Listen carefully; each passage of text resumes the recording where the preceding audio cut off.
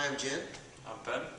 And, oh, real quick, my shoes. Take a look at, zoom in on my shoes. Right? You see them? Oh my gosh, so Right? You see beautiful. them? Tiger. I want one. Right?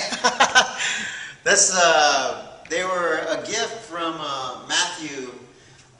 He sent them to me from Martinique. And I just wanted to say thank you. These are now my new favorite shoes, right? All the way from France. And everyone's been complimenting it. Yes, everybody's like, oh my gosh, where'd you get those shoes? So they fit me great. Thank you, Matthew. Thank you, Marie. I really appreciate that. You guys didn't have to do that at all, but it was awesome. Thank you. Okay, so today's lesson. Last time we talked about putting the hands and feet together, doing triangle footwork, right? Okay. So today, what we're going to do is we're going to work a little bit that same drill, but we're going to go into a little bit more detail. That way, you can. What I'm trying to do is I'm trying to use this drill that we did to teach you a concept, and that's more important than the actual drill. Okay, so let's get back to this drill first, then we'll get into it. Okay, so from here, I'm just gonna we're gonna stay in neutral stance. All right, we're basically both in chi-sao range, bent arm, right? Okay, and then what I'm going to do is I'm going to one side's going to punch. All right, and then Ben is going to bring up his guarding hand, then his wu-sao hand, then he's going to lop-sao and get heavy here, and he's going to get heavy on my arm. So he's right now on top of my arm. He's resting. Okay? Then I'm going to punch on the other side. He's going to let go. He's going to parry, come up, replace the hand, then get heavy. You see that? Okay? And he's going to lop-sao this hand. That means he's going to have a control of my wrist. Right? And then we're just going to keep going back and forth. And see, you notice also he's shifting. He's a little too wide. There you go. Okay? So from here, 1, 2, 3. So it's 3 movements. Lop-sao. Lop-sao. Lop. Yeah. Okay? 1, 2, 3, and he shifts. 1, 2, 3, and he shifts. Okay? Elbow to the center. So we covered this last time, and it's important. Okay? So now what I want to do is I want to do the same drill, but we're going to cover some more details, cover some more concepts. The first concept is the Indiana Jones. All right, so what do I mean? So right here, 1, okay, 2, 3, okay. So when Ben touches my arm, he cannot. Well, first I think we should cover is the medium range or the bent arm angle. This angle, right? So before we cover everything else, so the bent arm. So the first thing Ben doesn't want to do is he doesn't want to extend his arm and reach, right? Because now he's broken the angle. When he does that, now he creates a lot of opportunities for me. I don't even have to be a Wing Chun guy. I can be a wrestler, right? I can be a boxer, right? Okay. So he's giving me a lot of gaps, and so he doesn't want to do that. He wants to never extend, okay, his frame, his reach. So make sure you keep that angle. Very important. 1, see, you notice his angle is here, right? Right? And then when he goes to 2, he goes to bring the other hand through underneath. You see his hand is still at that angle. And then when he lop-saos, you see he's still at the same angle. He never sacrifices this angle. The only time you sacrifice this angle is if there's no pressure in here. Now he's in the master bedroom, right? Now he can extend. No, the same hand. Yeah. Once you get past this hand, you're in my hallway. You pass my hallway, and you get into the master bedroom. Now you can extend and punch. Right? Yeah. Once you're in the master bedroom, then yeah, then you can reach out. All right, and finish the movement. All right, that means you're hitting. Okay, so but anywhere else, if he's in my front door, don't break the angle. Okay, if he moves up, steps towards my my hallway, pull and punch, pull. See, now he's in my hallway, right? He's still at this angle. He's not going to take the chance yet. right? Okay? So that you got to practice this. And both sides. 1, 2, you notice his angle never breaks. 1, 2, 3, never breaks. Good. Right? So this is the first thing. Don't break that angle. Because why? Because if you break that angle, you're doing what? You're giving me your balance. See? Ben's now giving me his balance. And I told you the key to every martial art is who can take over the other person, who can control the other person's balance. That's really the key to any martial art. I don't care what martial art you're studying. It's all about who can get the other person's balance. Right? And also in Wing Chun, specifically the center line. That means I have to get your hands away from your body. Right? Everyone wants to defend. So if you can somehow get my hands away from my center, you have a really good chance of winning, right? Same thing in Jiu-Jitsu, same thing, right? Okay? In Jiu-Jitsu, when you're grappling and stuff, the hardest thing to do is to isolate the arm away from the neck and the body. It's the hardest thing. So, what do you want to do? You want to first take away the person's balance, right? What am I talking about? Okay, real quick. If Ben gets in my closed guard like this, or open guard, doesn't matter, right? Okay, so now we're doing Jiu-Jitsu, right? But I'm just using this as an example of how this works. Right now, if he goes to my hip and his elbow's inside my knees, and he's keeping this arm bent, and he's holding me down, right? And see how his posture is very straight. Now for me to pull him or set up an arm bar, it's not going to work because he's got entire posture. That means his structure is solid. If I try to do a triangle, there's no way. Okay, his posture's he's prepared. So what do you got to do? So what you want to do is first, I can't attack him until I get his balance. And by taking his balance, I also do what? I get his hands away from his defense. So an example is if I just hip bump, okay? So if I come here, right, and I hip bump, right, this way, and I hip into him, right, he has to post, come on, he has to post. See, I hit him with his hip. This is the gunslinger hip. See his arm behind him? He has to set that hand down. When he sets that hand down, now I have his balance, and I also have his hand away from his neck and his body. So this is now the time to attack him. This would be when now where I set up the triangle and everything else in the arm bars. Okay, I'm not going to do it, but right.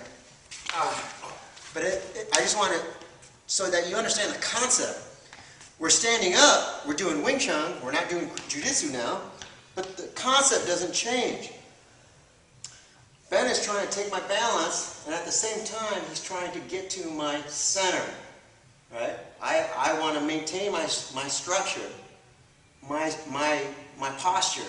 I don't want him to give him an opportunity to come in. Right? So this is, but that should be Ben's goal, is to first take away my balance and to get to the center at the same time before he attacks. A lot of people are not going to agree with me, right? Because to me, it just doesn't make any sense to try to attack me if I have my balance, right? And the first thing should be is I punch you, you disrupt my balance, you hip into me, hip. Now he has my balance. Now when he attacks me, yeah, I'm in a really weak position, right? This is the same as hip bump, and I have to post, right, like that. So my hands are going to go away from me, my structure is going to go backwards, right? Now is the chance to attack me. It would be similar in, I guess, boxing when you use footwork to get. Ben's an extreme. Ben teaches boxing for a living also, so he knows exactly what he's talking about. And he also has a couple tutorials up on boxing. So he absolutely knows what he's talking about. But I'm sorry. Go ahead. So when you use a lot of time you use footwork to try and get the other guy to go off balance, and then you attack when he's off balance. Sure, yeah. And some crafty boxers will even they won't attack your body. They'll attack your hands or your shoulder. They'll punch to try to open your guard. Yeah, they'll punch your hands or your forearm, or to try to move the hand away from your face. Then that sets up the other punch. Yeah. So these are all tricks of the trade, but it's the same idea.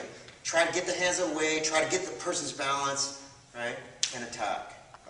Because that's when the person's the weakest. Right. So first key, don't break the angle. Okay. Second key, Indiana Jones. I punch.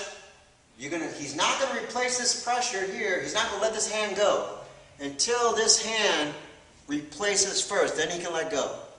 It's like a quick switch, okay, of the pressure.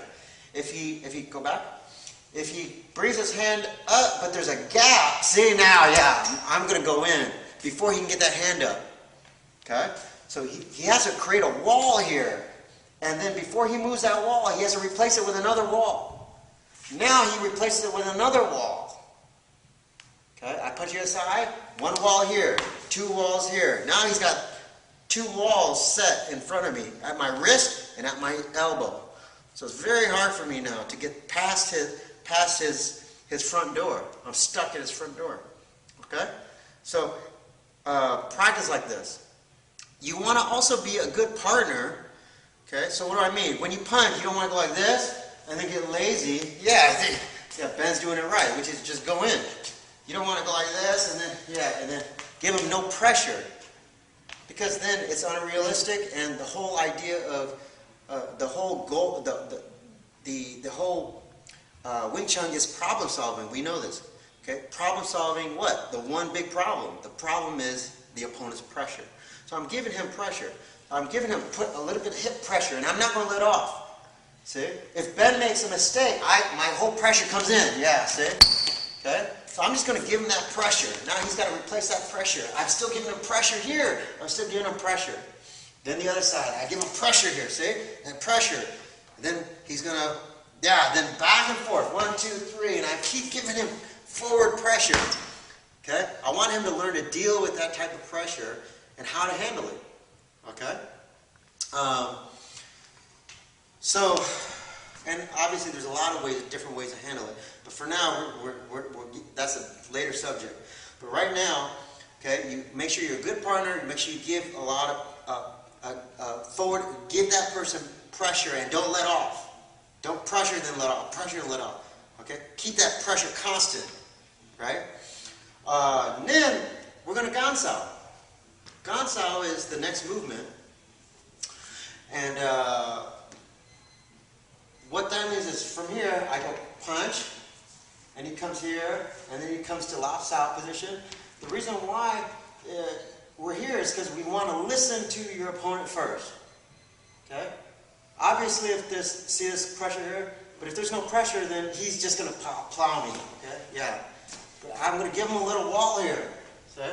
I go 1, 2, 3. See? I give him a little wall. Right? When I push into him and he feels that, then he goes slow. He's going to take that hand and he's going to gan. Now you see him gan, right? And he's using his hip to gansao. And he's shifting. Don't just use the arm to gansao. Now he's trying to muscle me, right? That's not it. Okay. So from here, he's using he's connecting his hip, his elbow, and then he's going to take my pressure that I'm giving him here like this, right? Okay, and then he's going to take it and bring it down and in. So he's going to the side with his legs, and at the same time, he should be shifting. His arm is not only going out, but it's always drilling in at the same time. His footwork has to come in, right? And you see his other hand come up to my master bedroom. See, he's in my space. Now from here, what can you do? Now's the time to break the angle. You finish with a good, okay? That's the time to break the angle.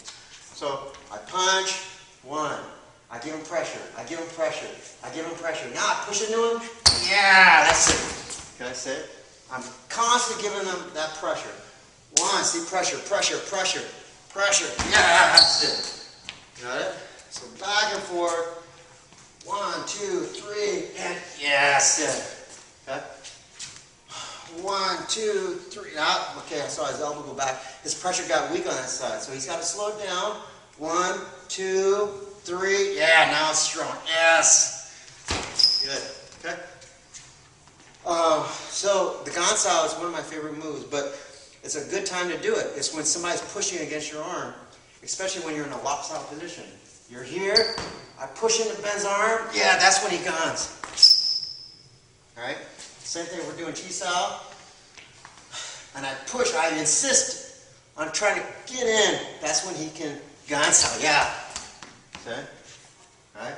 Where I'm doing Chi-Sao, right, and I'm really giving him a lot of pressure here. See, pressure, right? When he feels that pressure, he's going to Gansao. Yeah. Yes. Or the other side, right? I give him a lot of pressure on this side right here. Yeah. Okay. He can gan. Okay. If you do the gan and the other hand attack, they call this Kwansao. Right? I don't get caught up in names for moves and stuff, right? It's just use both hands. Just use both hands to attack the person, right? Okay, so we got that up to that right now. You also see he's eating my space. This is also an important concept, right? And he's using his hips. Okay, so all this stuff is very important. One more time. 1, 2, 3, 4, and the last concept we talked about today with Ben is using both sides. Yes. We always talk about using both hands, right? When you do Wing Chun. Okay, you see Ben, he's using both hands. One, see, he's pulling, see, he's using both hands. He Gansaos and he hits, right? He's using both hands, right? So that's obviously an advantage of Wing Chun. But what I think a lot of people forget is you also always have to use both sides. Both sides of your body, both sides of your hip. All right, both sides of the triangle. If you're only using one side of a triangle, then it's just a straight line. It's a slant. It's just one line. Right? You have to use both sides to form a triangle. It creates a base, right? So what do I mean? Okay, if I go like this, right, and I use one side.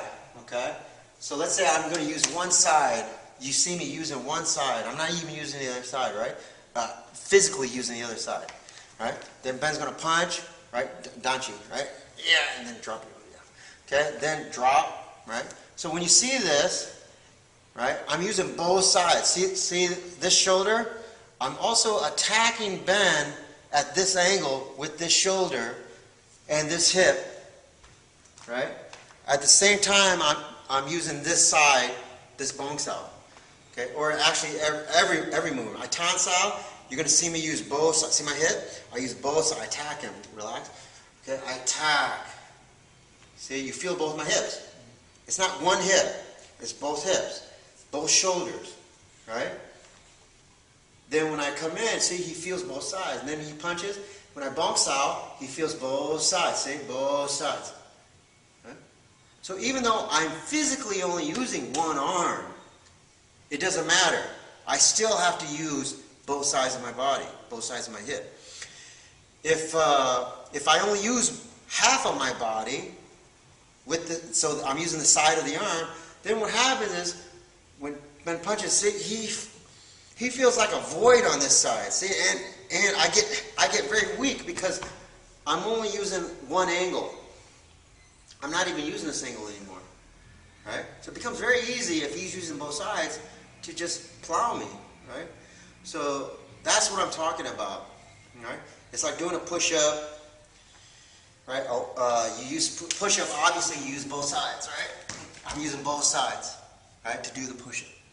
But if you use one hand, right, then if I only use the one shoulder to do the push-up, then I can't even do it, right? Using one side, it hurts, okay?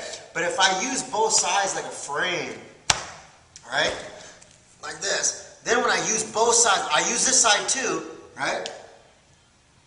Then I can do the push-up. You see me coming up, okay, pretty even.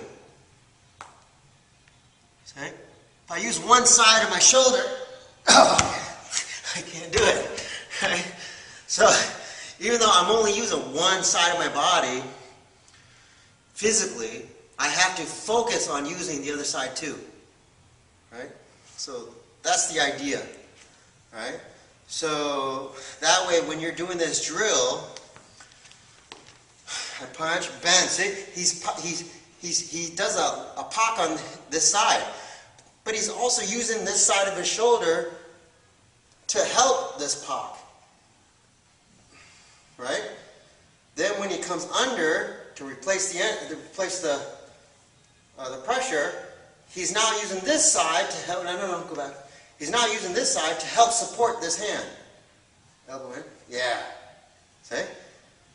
And then when he switches, now obviously he's using both sides because he's touching me with both sides. Right? So the hardest thing about this drill is that when you're only physically only using one side, you tend to only focus on this one side. Right? Yeah, then it becomes, he doesn't feel it. He doesn't feel like I'm attacking him. He punches the other side, right? He doesn't feel like, if I only use one side, give him pressure, he doesn't feel like this side is working. Yes, he can't even move me. It's like doing a one-handed push-up using one shoulder. But when he gives me pressure here, and I use both sides, right? And he gives me a lot of, now when he gives me a lot of pressure, push, see? I can hold him because I'm using this side too to help me. See? And I'm using my hip. See, now Ben feels a wall. Right? So you have to practice these concepts, okay? So last one more time, put it all together for them. Go ahead and do it. 1, 2, 3. So you see, yes. Okay? You see the triangle forward. 1, 2, 3. See, I'm being a good partner. I'm giving him pressure. I'm forcing him to use both sides. Yes. Together. Can he deal with my pressure? Okay? That I'm giving him. I'm trying to push into him like wall. Can he handle it? Right? Okay? And the more you practice like that, when there is no pressure here, and he comes in, boom, boom, and then he comes in like a tank now because there's no pressure, but he's used to pressure. Right? Then your body goes, wow. And it becomes very, very powerful. So it's just like I said, I always tell people it's just like weightlifting. Right? It's like you lift, first you practice no weight, just the perfect form. Then you add a little bit of weight and resistance, right? And you do the form, right? You do the movement.